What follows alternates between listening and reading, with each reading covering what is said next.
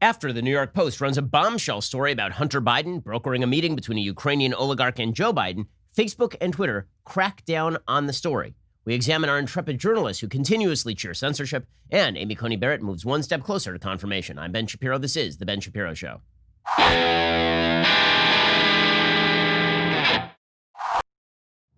Today's show is sponsored by ExpressVPN. My savvy fans secure their internet. Join them at expressvpn.com/Ben. By the way, one of the reasons you should secure your internet is that social media giants cannot control the information that you see and hear as easily. And that is the topic of today's show. I mean, this is unbelievable.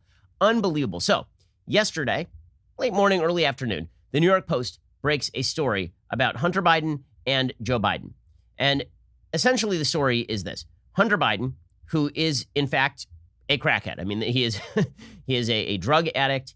He is an unsavory character. He has several, he has had many affairs with various different women. He's a mess. Hunter Biden is just a mess. He's a mess of a human being. And that's not Joe's fault, per se. I mean, there are lots of good parents who have messes for children. But it is Joe's fault that Joe has allowed Hunter Biden to run across the world picking up sacks of cash by trading on his last name. And that is what Hunter Biden has been doing for years, right? He picked up sacks of cash in China. He picked up sacks of cash in Ukraine. And for a long time, conservatives have been focused in on Hunter Biden's activities with regard to Burisma.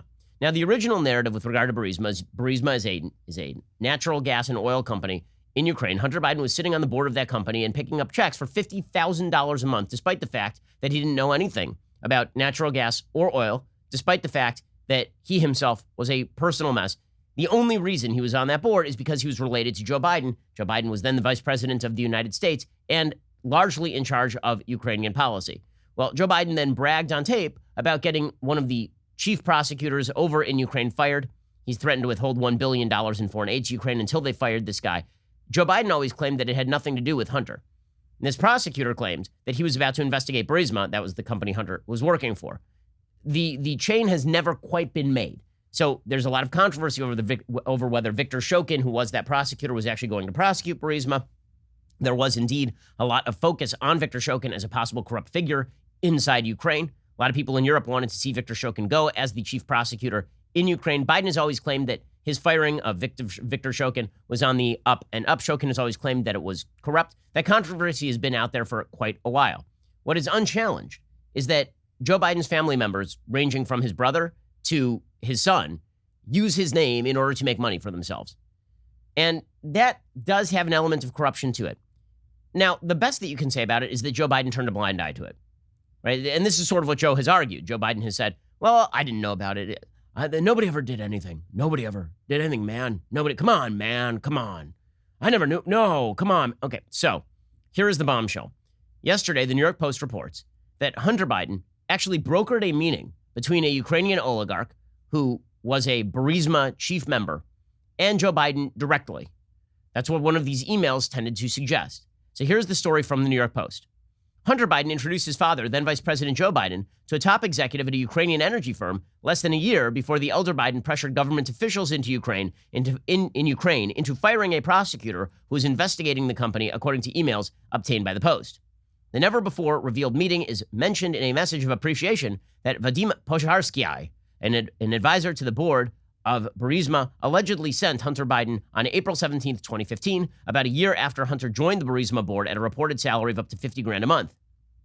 The email reads, "Dear Hunter, thank you for inviting me to D.C. and giving an opportunity to meet your father and spend some time together. It's really an honor and a pleasure."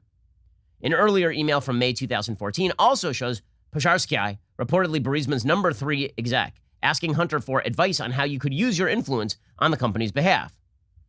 The blockbuster correspondence, as the New York Post reports, flies in the face of Joe Biden's claim that he has never spoken to my son about his overseas business dealings. It's contained in a massive trove of data recovered from a laptop computer. The computer was dropped off apparently at a repair shop in Biden's home state of Delaware in April 2019, according to the store's owner.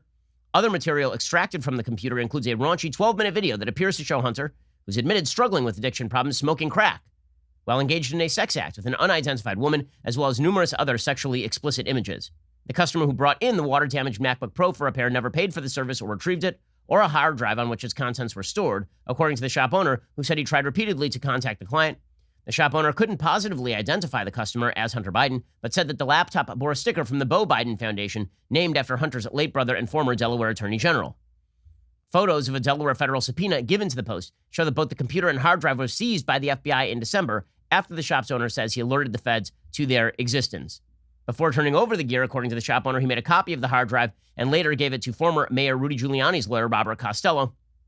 Steve Bannon, the former advisor to President Trump, told the Post about the existence of the hard drive in late September. Giuliani provided the Post with a copy of it on Sunday. Less than 8 months after Pozharsky thanked Hunter Biden for the introduction to his dad, the then vice president admittedly pressured Ukrainian President Petro Poroshenko and Prime Minister Arseniy Yatsenyuk into getting rid of Prosecutor General Viktor Shokin by threatening to withhold a $1 billion U.S. loan guarantee during a December 2015 trip to Kiev. Biden infamously bragged to the Council on Foreign Relations, "I looked at them and said, I'm leaving in 6 hours. If the prosecutor is not fired, you're not getting money." Well, son of a bitch, he got fired. And so it is not necessary to actually believe that Joe Biden got Shokin fired to protect his son in order to recognize that Joe Biden taking meetings with people that his son is picking up bags of cash from who have influence in areas over which Joe Biden had influence, that is not a good look. It may not be illegal, but it is certainly corrupt. Pete Rose didn't have to bet on his own team in order for it to be a bad thing that he was betting on baseball. The Clinton Foundation did not actually have to manifest in Hillary Clinton doing things for the various countries who were sending cash to the Clinton Foundation. The fact that they had access to her was the corruption. Shokin has said that at the time of his firing in March 2016, he'd made specific plans to investigate Burisma that included interrogations and other crime investigation procedures into all members of the executive board, including Hunter Biden. Biden has insisted the U.S. wanted Shokin removed over corruption concerns which were shared by the European Union. So as early as 2014, the emails show that this top person at Burisma was urging Hunter Biden to use political leverage to help the company. Okay, so that was the story. Okay, and it's a story. I mean, it's certainly a story that Joe Biden apparently met with or was planning to meet with this Burisma executive on behalf of Hunter Biden so that Hunter could continue to traffic with daddy's name. So the Biden campaign released a statement via Andrew Bates, their spokesman. They said investigations led by the press during impeachment and even by 2 Republican-led Senate committees whose work was decried as not legitimate and political by a GOP colleague have all reached the same conclusion, that Joe Biden carried out official U.S. policy toward Ukraine and engaged in no wrongdoing. Trump administration officials have attested to these facts under oath. The New York Post never asked the Biden campaign about the critical elements of this story. They certainly never raised that Rudy Giuliani, whose discredited conspiracy theories and alliance with figures connected to Russian intelligence have been widely reported, claimed to have such materials. Moreover, we have reviewed Joe Biden's official schedules from the time and no meeting, as alleged by the New York Post, ever took place. Okay, so that is a very carefully worded statement. The reason it's a very carefully worded statement is it says that it's not on the calendar. Okay, well, lots of meetings happen between people that are in fact not on the calendar. Furthermore, I do enjoy it when Democrats start complaining and whining about Russian disinformation when they literally trafficked in Russian disinformation for 3 long years, culminating in an impeachment attempt against Donald Trump. Okay, the fact is that the Mueller report was largely predicated on the Steele dossier, which was a piece of Russian disinformation that was not only bought into, it was overtly trafficked by the Hillary Clinton campaign via Fusion GPS to the intel community. This is unchallenged.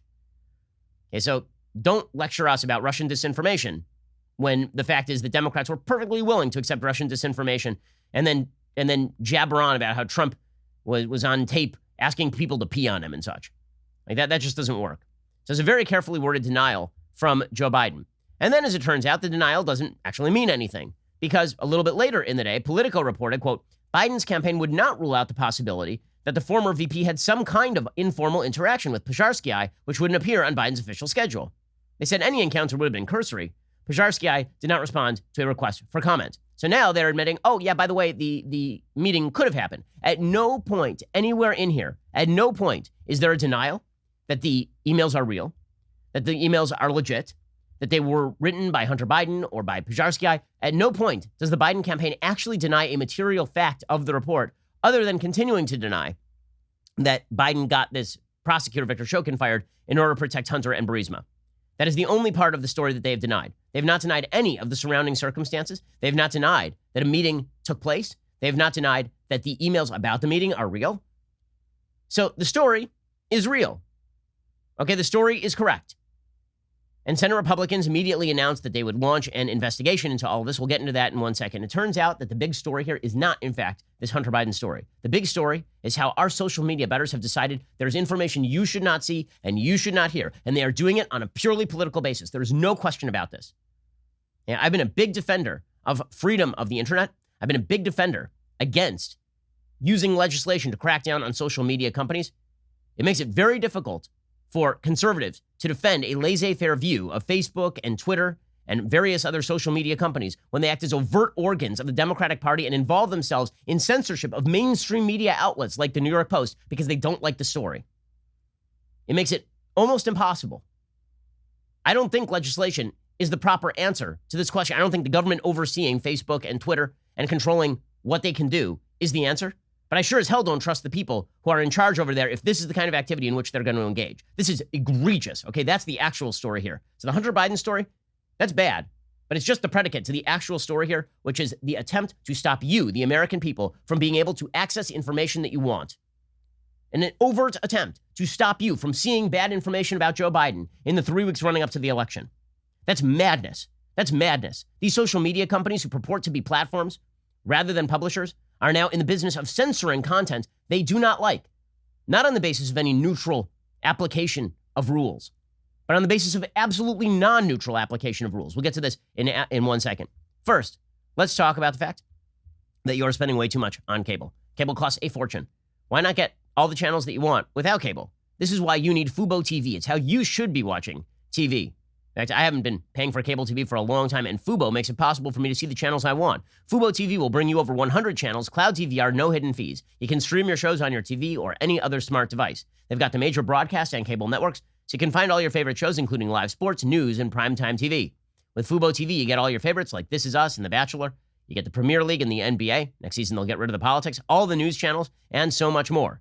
There's no risk to try it out. Get full access to Fubo TV for 7 days for free. Yes, it does include Fox News. For my listeners who love Fox News. Right now, Fubo TV is offering my listeners the 7-day free trial and 15% off your first month by going to FuboTV.com/Ben. There are no contracts. You can cancel anytime. Go to FuboTV.com/Ben for 15% off your first month and a free trial. Again, that's FuboTV.com/Ben, FuboTV.com/Ben. I've been using Fubo TV. It's fantastic. And again, it's going to cost you way less than cable. So just cut that cord and get involved over at FuboTV.com/Ben to get 15% off your first month. Okay, so the Senate committee, the Senate Intelligence Committee, is now announcing an investigation. According to the Censor Square, U.S. Senator Ron Johnson, chairman of the Senate Homeland Security and Governmental Affairs Committee, said the committee will now be investigating newly released emails published by the New York Post that purport to reveal that Hunter Biden introduced his dad, Joe Biden, while he was VP of the United States, to an executive at Ukrainian gas firm Burisma. The emails contradict claims Joe has repeatedly made to the media. Johnson told Fox News the committee was in contact with the source of the emails, quote, although we consider those communications to be confidential because the individual in this instance spoke with the media about his contact with the committee, we can confirm receipt of his email complaint, have been in contact with the whistleblower, and are in the process of validating the information he provided. About 2 weeks ago, the Senate committee announced the findings of a year-long investigation into Hunter Biden after Senator Charles Grassley of Iowa raised concerns about alleged corruption linking Hunter Biden to millions of dollars in transactions taking place between Burisma Holding, Russian oligarch Yelena Baturina, and Chinese businessmen with ties to Beijing's communist government. Joe Biden has repeatedly said he knew nothing about any of this. It is all brand new to him. He did not know anything about any of this. And then as it turns out, well, not so much. Okay, so the underlying issue is, again, an issue of corruption. The appearance of corruption is certainly there when the vice president of the United States with power over Ukraine policy is meeting with Ukrainian oligarchs in charge of natural oil and gas companies at the behest of his son, who is picking up bags of cash in Ukraine from that company. That does not look good. Senator John Kennedy from Louisiana, he pointed this out last night on Fox News. President Obama put Vice President Biden in charge of America's foreign affairs with two countries, Ukraine and China. And in both cases, his son, Mr. Hunter Biden, walked away with millions of dollars of contracts. I'm not accusing anybody of anything, but I'm telling you this. This is the message it's sent to the rest of the world. The foreign policy of the United States of America can be bought like a sack of potatoes. Okay, that is the impression that is put out there in the same way that the Clinton Foundation, which was receiving bags and bags and bags of cash from foreign sources during the years when Hillary Clinton was Secretary of State, and then all of the funding magically dried up the minute she was no longer Secretary of State. Gives that same appearance of generalized corruption. Okay, but that's not the real story here. It isn't. The real story here is the social media reaction to this. I have never seen anything remotely like this. Okay, I've been highly critical of Twitter in particular for censoring material, for booting people, for using fake fact checks in order to target particular stories and particular tweets, particularly from Trump. I've been extremely critical of Facebook and their use of outside fact checkers. I did an entire episode on this just a couple of weeks ago when Facebook used outside fact checkers to take down two separate ads that were both true. One claiming that Joe Biden was going to raise your taxes, and the other claiming that the Equality Act would make it impossible for there to be separate male and female sports if taken literally. Okay, the Facebook took both of those down based on garbage fact checks from a garbage leftist fact-checking site called PolitiFact. So Facebook has been attempting to remove itself from the business of determining what material should be up or down. Instead, they outsourced it to a bunch of outside fact checkers who virtually all of whom happen to be left-wing fact checkers who have no interest in actually checking facts. Instead, what they do is they will take a statement that is perfectly true from a conservative, and they will fact-check the implications, quote-unquote implications, things that nobody said, and then they will declare that a perfectly true statement is false. And then Facebook will censor the material based on the outside fact checkers. Facebook has also set up a group. It's supposed to be a panel, like an appeals board on this sort of stuff, but that appeals board has not gone into place yet. So we have no idea how that appeals board will rule on particular cases. So Facebook has been deliberately attempting to take itself out of the business of being directly responsible for censorship by trying to outsource it to various fact-checking groups. Yesterday, the mask came completely off for Facebook, and Twitter never had a mask. And so Twitter basically just decided, okay, well, you know what? We don't like this story about Hunter Biden and Joe Biden. It doesn't matter that we have yet to find an element of the story that is overtly not true. None of that matters. The only thing that matters is that this story cannot go out. It cannot go out. So Twitter decided that they were going to censor the story. So did Facebook. They both made it impossible to distribute the link. On Twitter, you literally could not link the New York Post story. If you tried to tweet out a link of the New York Post story, a warning would come up. If you did tweet out the New York Post story, they suspended your account. The New York Post main Twitter account was suspended. It was suspended. You couldn't tweet from the New York Post Twitter account because of this story. Kayleigh McEnany, the White House press secretary, had her Twitter account suspended for tweeting out information from the New York Post story. I mean, this is crazy town. This is a mainstream media, but New York Post is a very mainstream publication. It is. Okay, nothing in the story is less well-sourced than a bevy of other stories the mainstream media have run with that are anti-Trump. Does not matter. Both Facebook and Twitter cracked down on it and made it impossible to distribute the story. That's an unbelievable breach of whatever Twitter and Facebook were supposed to be. If, again, the idea is that these are platforms and that their job is to provide an open forum for people to disseminate information, particularly if the information is not overtly false. I mean, this is prior to any fact check. The emails are real. The allegations in that Hunter Biden story, whether you think they're serious or not, is of secondary concern. The bottom line is this. It appears that Facebook and Twitter were so concerned with the ramifications of a bad story going out about Hunter and Joe Biden based on leaked emails that they shut down the entire story. And there's only one reason for that. The only reason for that is because the leftists at Facebook and the leftists at Twitter and the leftists in the journalistic establishment have decided that it is time to shut down the dissemination of information they do not like. Okay, this is a threat to the Republic. I don't think Hunter Biden and Joe Biden are a threat to the Republic. I do think that social media becoming a tool of one side to the extent that they are now openly censoring what material can be disseminated. Informational journalism. They're shutting it down. You want to talk to me about Trump being a threat to the press? Trump isn't one iota the threat to the press that social media are when they decide that you cannot publish a story that reflects negatively on Joe Biden. That's insanity. Perfect insanity. And people should be leaving these services in droves if these are the standards that are going to be put forth by these social media companies. Now, again, I've been very hesitant to talk about big tech as sort of a monolithic leftist entity. Well, yesterday they acted as a monolithic leftist entity without any attempt to pretend that they were enforcing anything remotely resembling a neutral rule. That's madness. We'll get to more of this in 1 second. I mean, I'm enraged by this, and you should be enraged by this too. Honestly, left, right, or center, you should be enraged by the idea that these social media companies will literally stop the dissemination of a story because they don't like the story, not because of any underlying reason, because they don't like the story, therefore you cannot disseminate the story. And they particularly don't like the story because they are afraid that if Joe Biden were to see that story disseminated on Facebook, that maybe Joe Biden and his Democratic friends might regulate Facebook. Okay, this is exactly the accusation that the left has been making about Trump and companies like Facebook, is that because Trump has had conversations with Mark Zuckerberg, that Zuckerberg was somehow biasing the algorithm at Facebook to benefit Trump. Now, this is all part of the leftist bullcrap narrative that they pushed in 2016 after Hillary Clinton, a horrible candidate, lost to maybe the most unpopular candidate of all time, Donald Trump. They pushed a narrative that it was because Facebook, taken over by Russian bots, had somehow changed the outcome of the election. And then they decided to pressure Facebook into changing its policies. So basically, these social media companies are so afraid of Democrats that they will voluntarily do what Democrats want so Democrats don't come after them. This is a blackmail routine by Democrats against social media. It's an inside-outside job because so many members of the media love Facebook censoring material. And it's Facebook an inside job and Twitter of an inside job when top Democrats at these places decide that it is time to shut down material.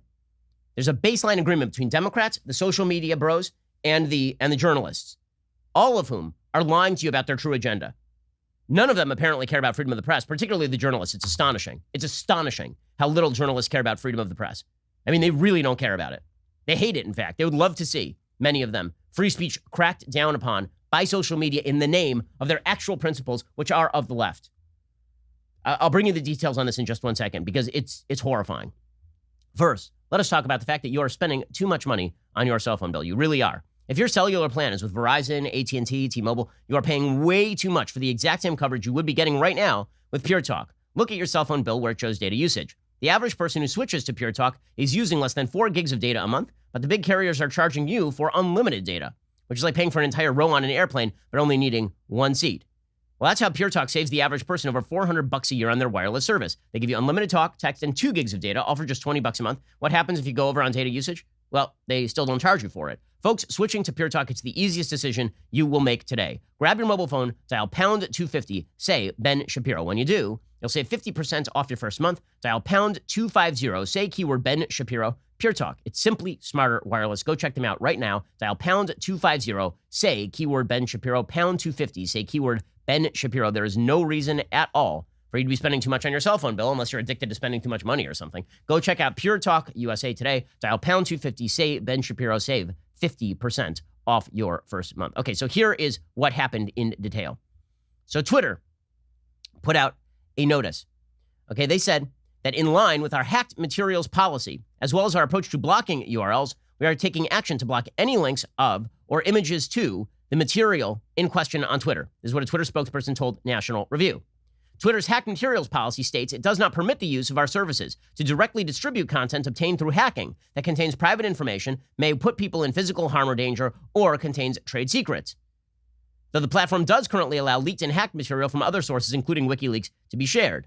The platform said the policy applied in this case due to concerns about the lack of authoritative reporting in regards to the origins of the material. Okay, so let's just be straight. The New York Post reports that there is a laptop, Hunter Biden, who is a dope addict. Okay, Hunter Biden, who is a drug addict and a derelict, left his computer at this computer repair store, according to the New York Post. He just left it there. He never picked it up. It was filled with all sorts of stuff. The guy opened up the computer. He saw all this foreign material. Apparently, he called it into the FBI. He made a copy of it because he seems to be something of a conspiracy theorist. And then he handed it over to Rudy Giuliani. Right? That seems to be the way that this got to the New York Post.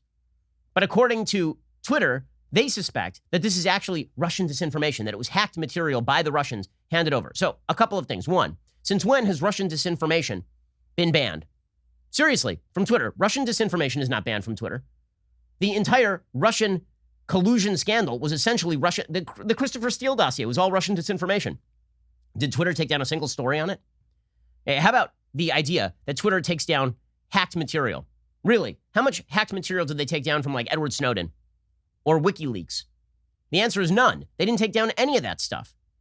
Right? So this is just crap. When they talk, by the way, Twitter's policy is even broader than that. First of all, when they say there's a lack of authoritative reporting, based on what?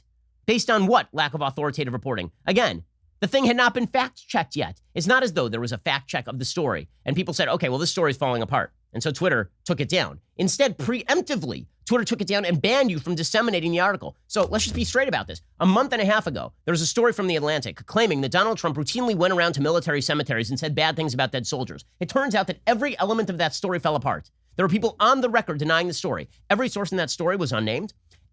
Every element of that story, so far as I'm aware, has now been debunked by people who are on site. Okay, there is yet to be a single named source in that story. Not one link from The Atlantic was removed on that basis.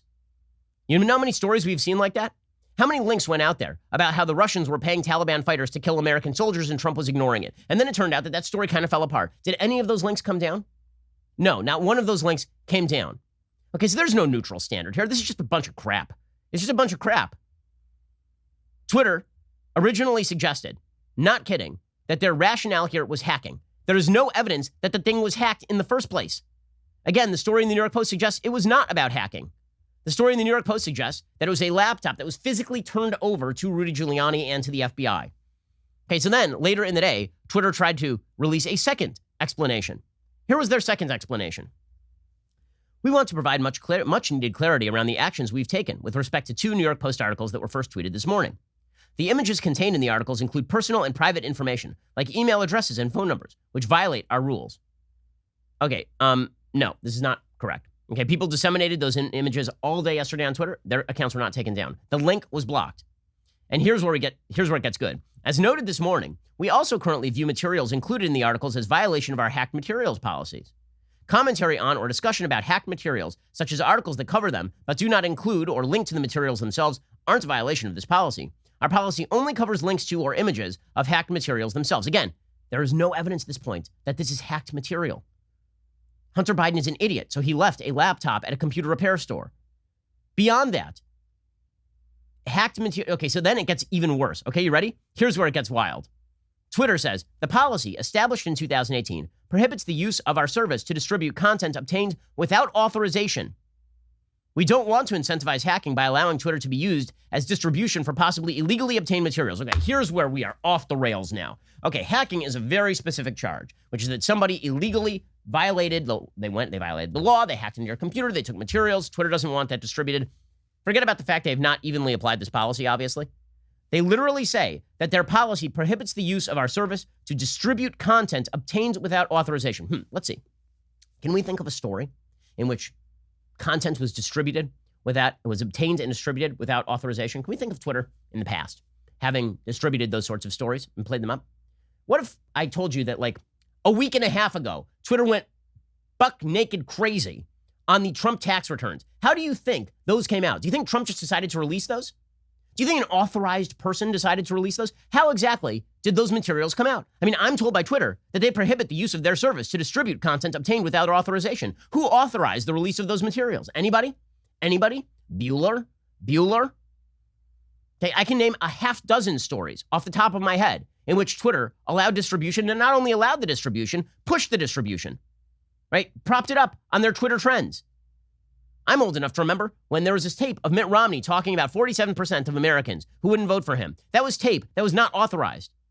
It was Jimmy Carter's grandson who took a tape of it. Was that authorized material? Had Mitt Romney authorized the release of that material? How about pictures that are not authorized of people who have not given their permission? That's every public photo in a public place. Okay, this is insane. This has nothing to do with the neutral policy. Nothing to do. I mean, it's a clown show, a total ridiculous clown show. So Trump's tax returns, apparently, that's authorized. That's all authorization. But, but this was completely unauthorized. Crazy.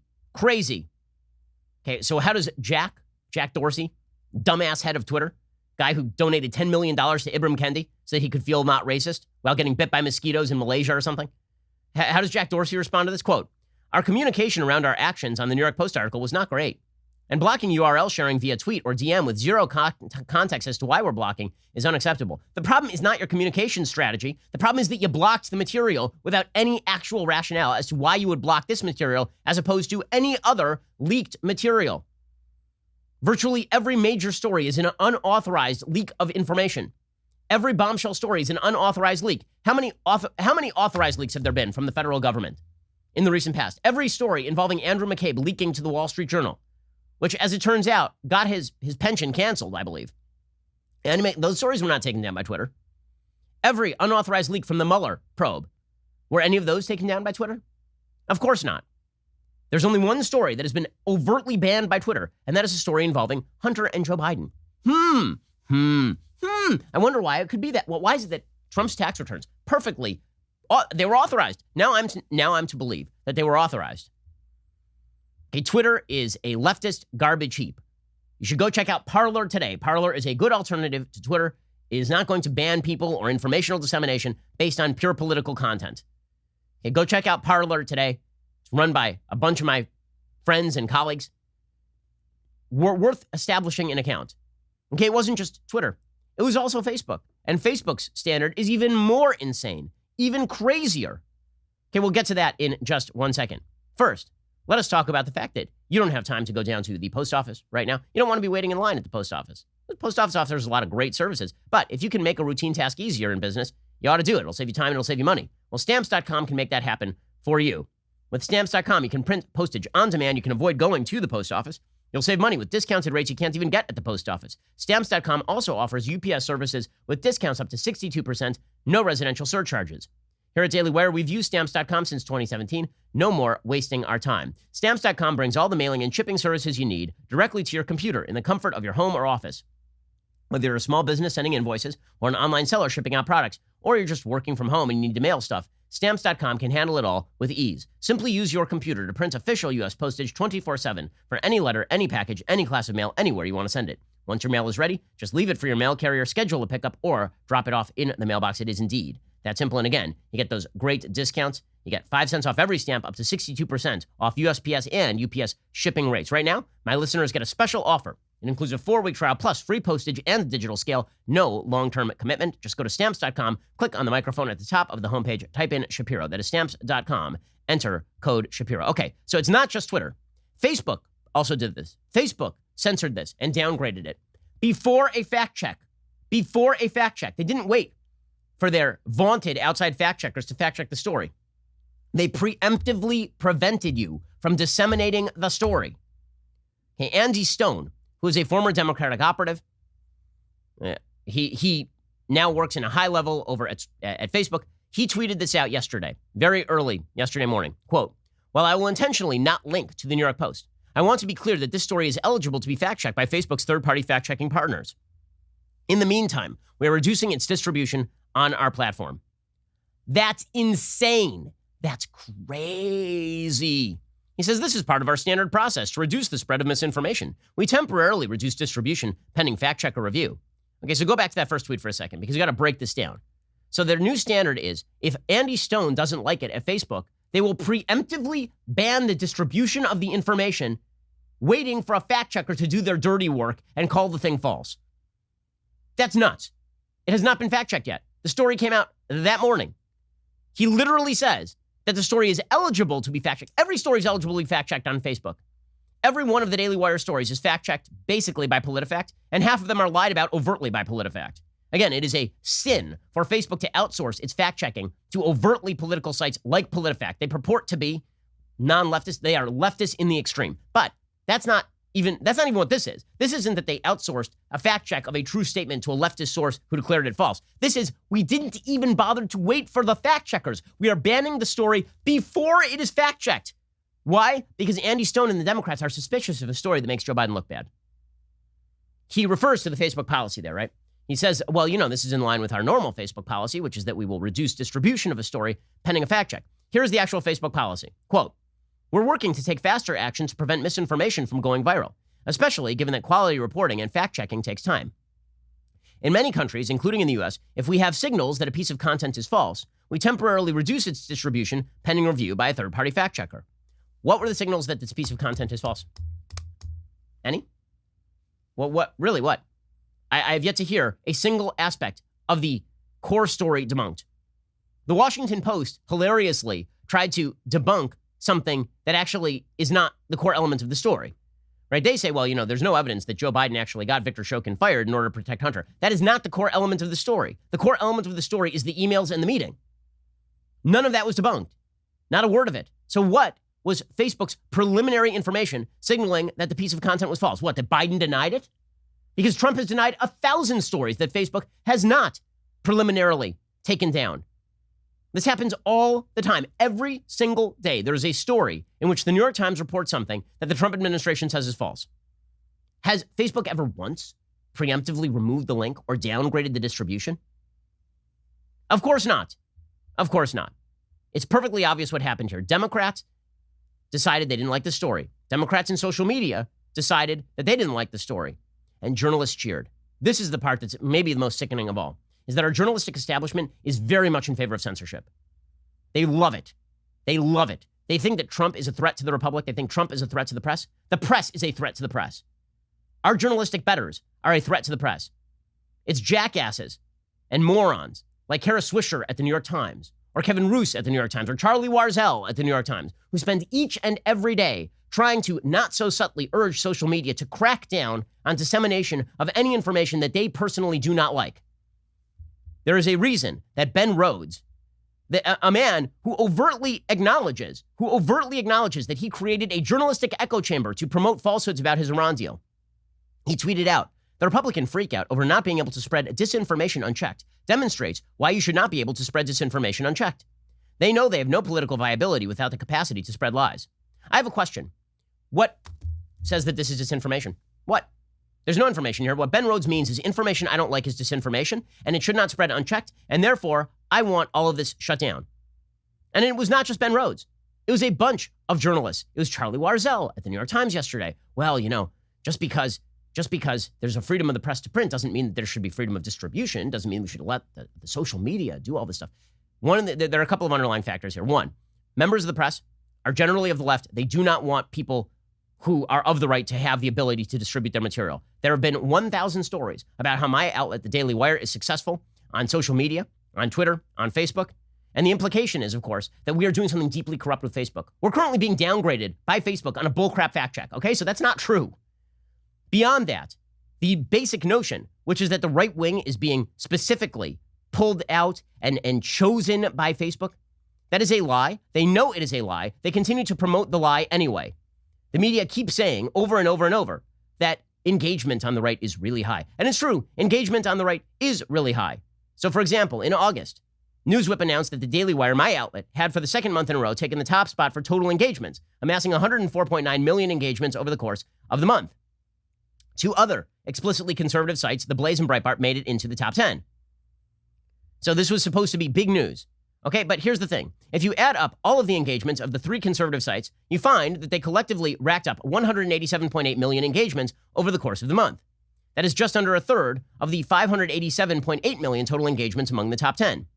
If you expand the list to the top 25 news publishers for August, you'll find just three more self-styled conservative sites, Western Journal, CNS News, and Conservative Opinion. The total engagements represented by that group of six, 257.4 million engagements.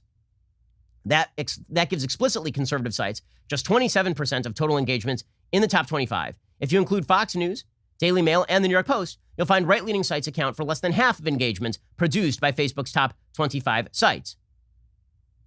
And if you look at the data from previous months, you will see that it completely falls apart.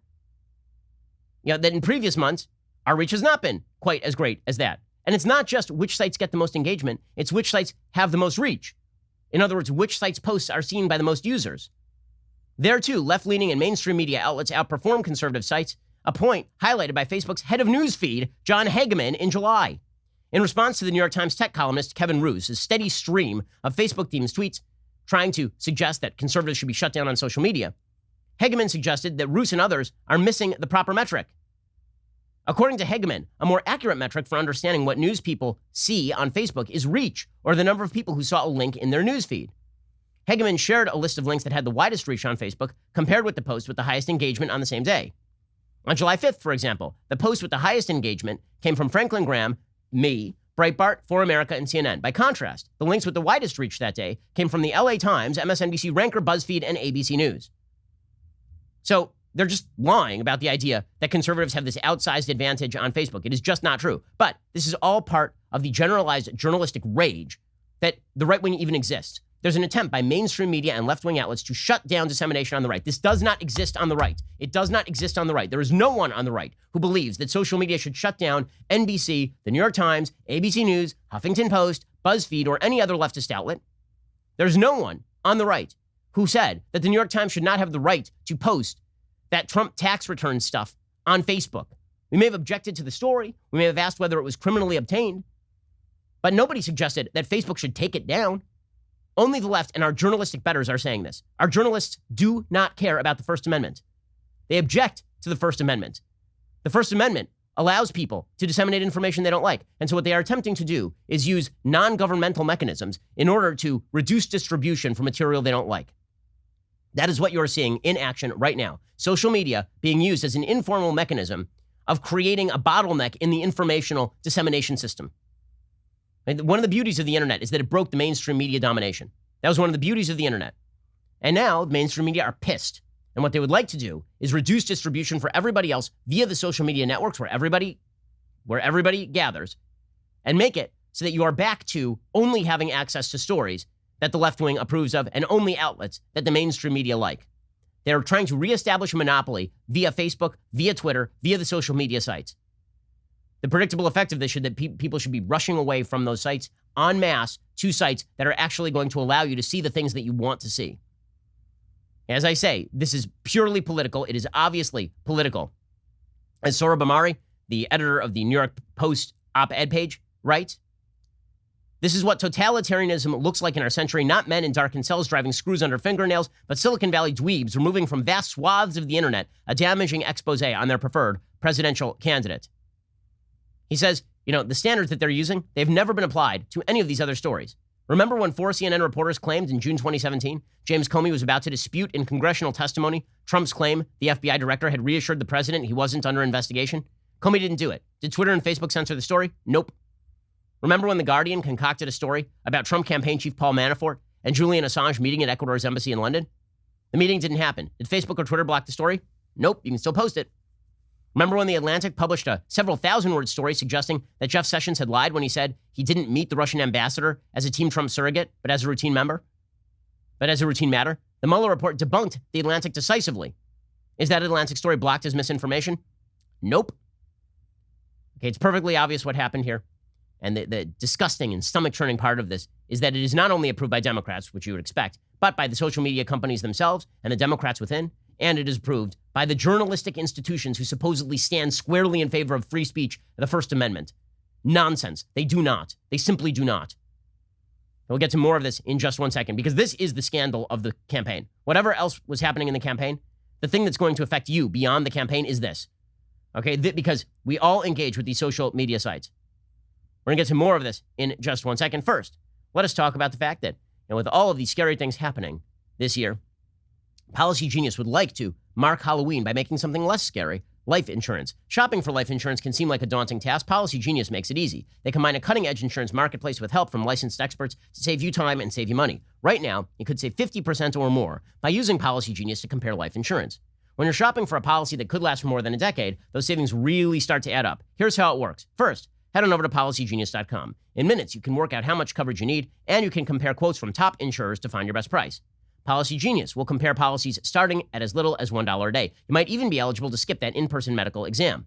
Once you apply, the Policy Genius team will handle all the paperwork and the red tape. The best part, they work for you, not the insurance company. So if you hit any speed bumps during the application process, they'll go ahead and take care of everything for you. That kind of service has earned Policy Genius a 5-star rating across over 1,600 reviews on Trustpilot and Google as well. So if you need life insurance, head on over to PolicyGenius.com right now to get started. You could save 50% or more by comparing quotes. If you're a responsible person, if you have dependents, you do, in fact, need life insurance, and you're a fool not to obtain it via PolicyGenius.com. Head on over to PolicyGenius.com, get a competitive quote, and then get the life insurance you and your family require. When it comes to insurance, it's nice and important to get it right. Okay, we'll get to more of the media cheering on the crackdown on free dissemination of information. And by the way, it's not just Twitter and Facebook. It is now Amazon as well. We'll get to more of this in just 1 second. First, if you have not already heard, Daily Wire's Old Glory Daily Wire baseball bat. It's back. The Clue Bat. This is our limited edition, handcrafted, custom-painted baseball bat, emblazoned with that magical Daily Wire logo. So every hit you make will be a home run.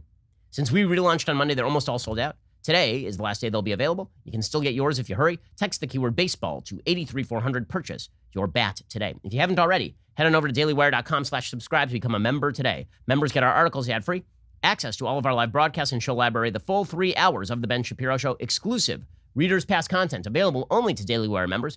If you're considering an all-access membership, you get to join us on All Access Live every night for online and live stream discussions. You also get not one, but 2 Leftist Tears tumblers with your membership, as well as early, sometimes exclusive access to new Daily Wire products. Let me tell you, in this coming year, we're going to have so much amazing content for our subscribers. I cannot even begin to describe the magic that shall befall you when you become a member at dailywire.com/subscribe. Go check it out right now. You're listening to the largest, fastest growing conservative podcast and radio show in the nation.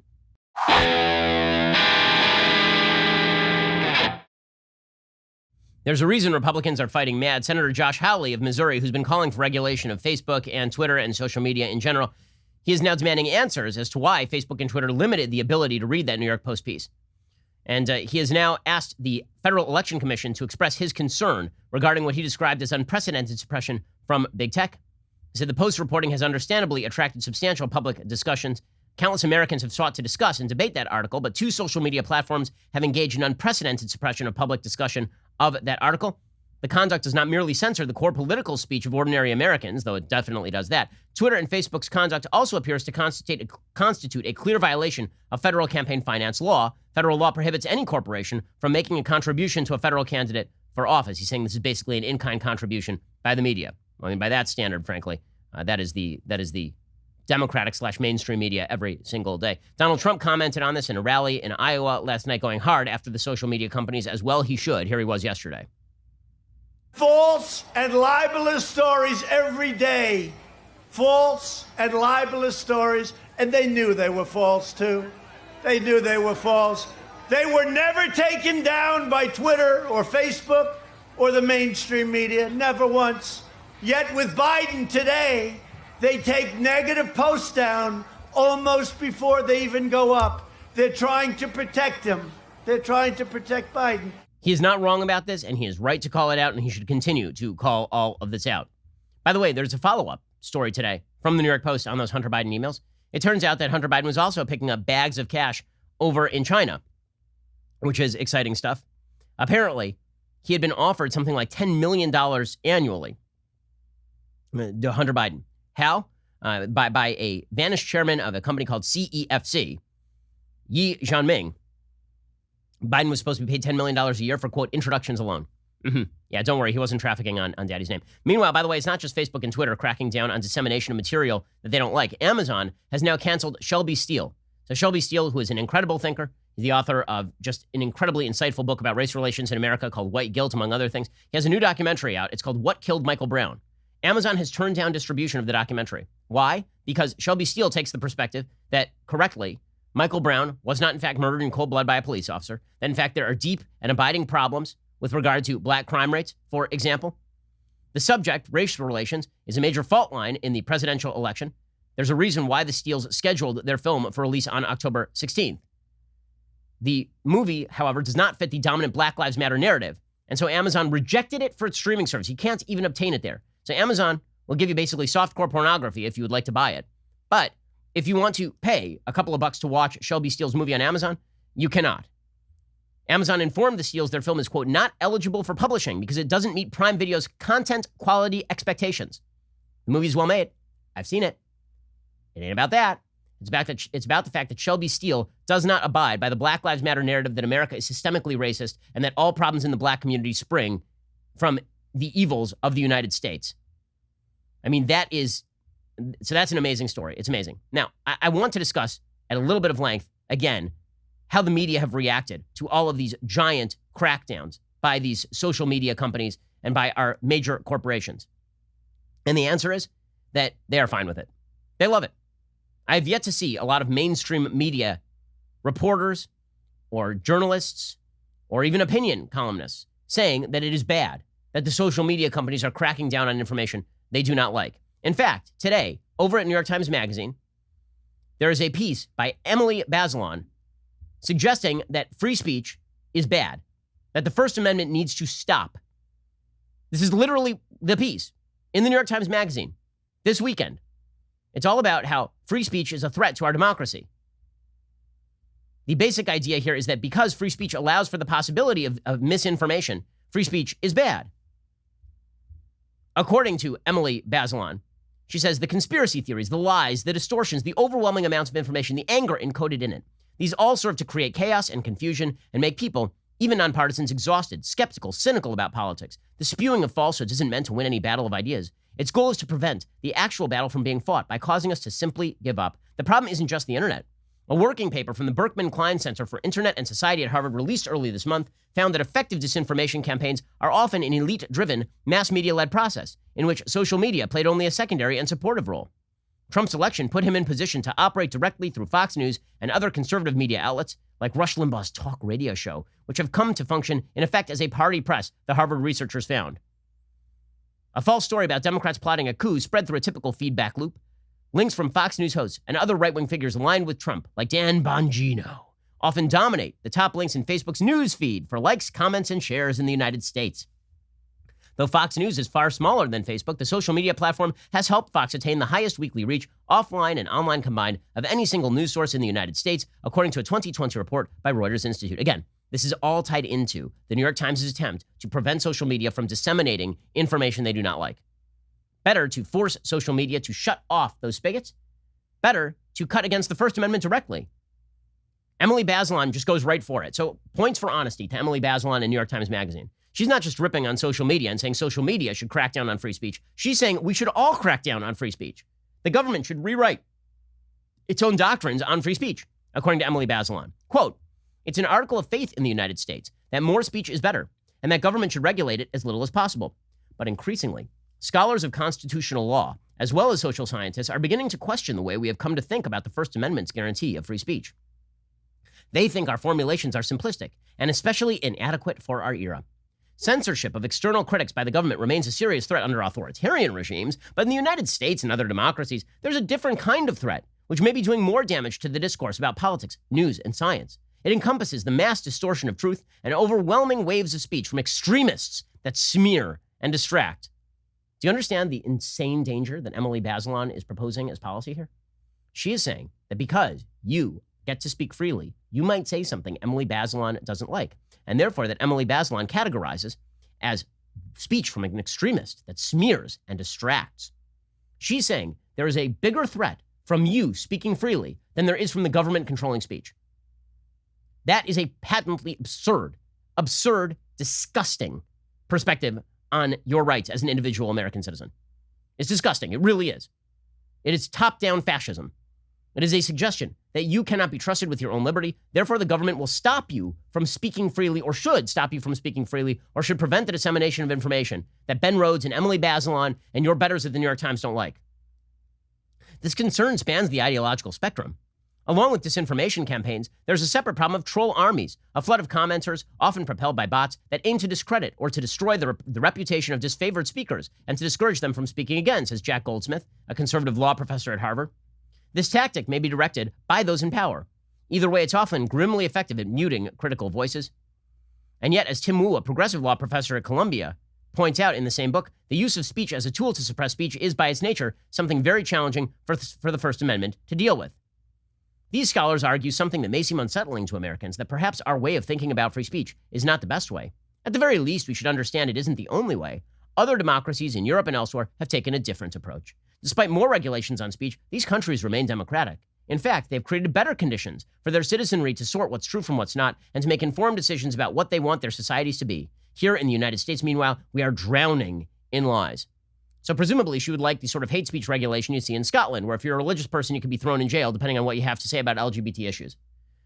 Presumably, she would like the sort of hate speech regulations you see across Europe, where if you say something, quote unquote, Islamophobic, you could theoretically be prosecuted. Your outlet could be shut down. Okay, this is what the left in the United States would like. Now, the ACLU used to say that they would fight to the death for your right to say something with which they disagreed. Now, the ACLU and the entire leftist infrastructure say precisely the opposite. They want the government to crack down on speech they do not like. They're becoming clear and open about this. Emily Bazelon's piece here, it's just the tip of the spear. Okay, this has been going around in leftist circles for a while. There was a New York Times piece maybe a year and a half ago, by an Obama administration official arguing the exact same thing. We should pursue hate speech regulations in the United States that prevent the dissemination of information and perspectives that members of the left do not like. Emily Bazelon says facts and transparency are the intended pillars of the modern First Amendment. Since the nation's founding, the Constitution has guaranteed the government shall make no law abridging freedom of speech or of the press.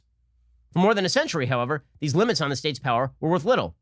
From 1798 to 1801, more than 24 people, including several newspaper editors, were prosecuted by the administration of John Adams under the Alien and Sedition Act.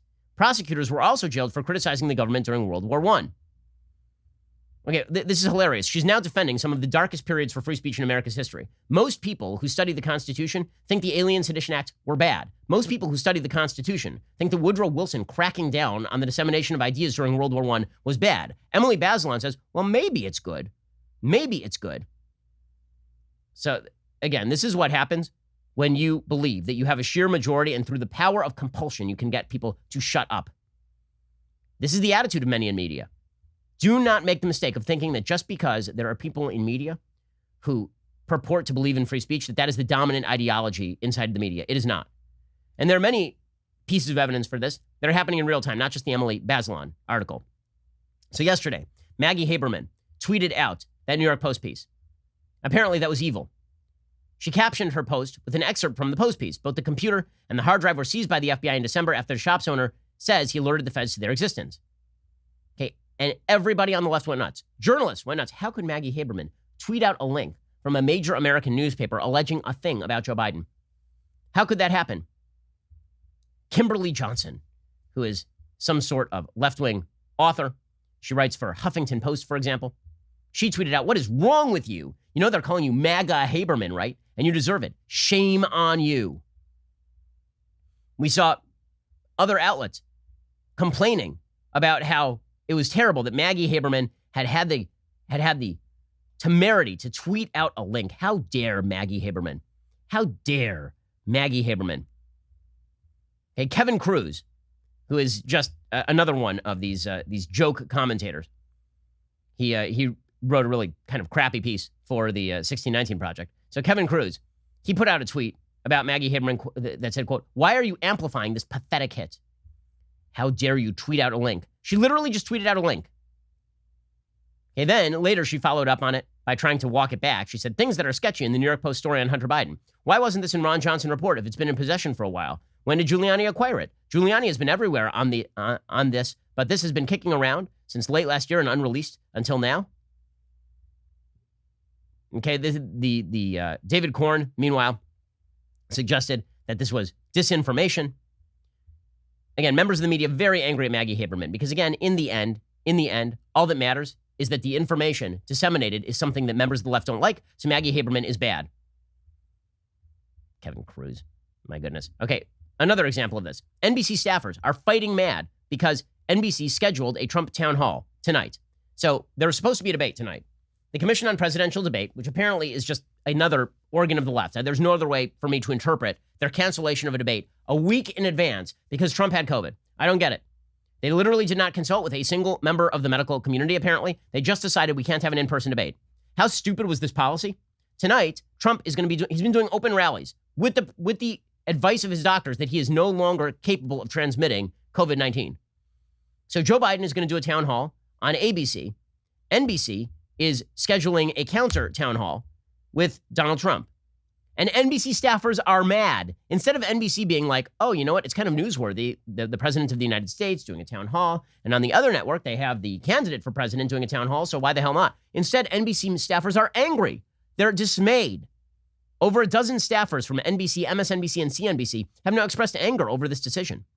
That report comes just several hours after NBC announced the town hall, and ABC indicated the network will not move its scheduled event with Biden. Why are they angry? Like, what is the idea of them being? They're angry because they don't want people to remove attention from Joe Biden. That's really what this is about. So they're angry at their own network for doing a newsworthy thing, broadcasting a town hall with Trump. They're angry at their own network. These are news people, supposedly. And you see this again across the left. So Wolf Blitzer, we played you yesterday, this amazing exchange between Wolf Blitzer and Nancy Pelosi, in which Pelosi absolutely loses whatever is left of her mind and starts yelling at Wolf Blitzer, suggesting, we feed poor people, you're mean, all because Wolf Blitzer asked for a very simple question, namely, why don't you just sign off on a $1.8 trillion relief package in the middle of COVID? Pelosi couldn't answer it for 14 minutes, so instead she decided to berate Wolf Blitzer. Here's what that sounded like yesterday. We know them. I'm just saying. We represent them and we know them. As we say. We know them. We represent them. Don't let the perfect be the enemy of the good, as they say here in Washington. It is nowhere near perfect. Madam Speaker. Always the case, but we're not even close to the good. All right, let's see what happens, because every day is critically, critically important. Thanks so much for joining us. Thank you for your sensitivity to our constituents' needs. I am sensitive to them because I see them on the street begging for food, begging for money. Madam Speaker, thank you so much. Have you fed them? We feed them. We feed them. Yeah, she was awful, right? She was awful. So how did members of the left respond to Nancy Pelosi being off on Wolf Blitzer? They got angry at Wolf Blitzer.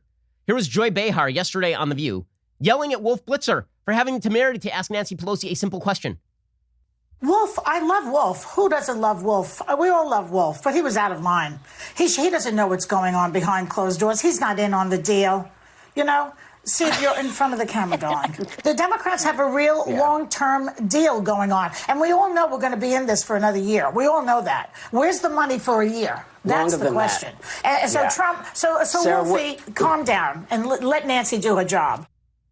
Okay, absolutely crazy. But this is the attitude of many members of your traditional left. You know, Nancy Pelosi has to do her job. Stop asking her tough questions.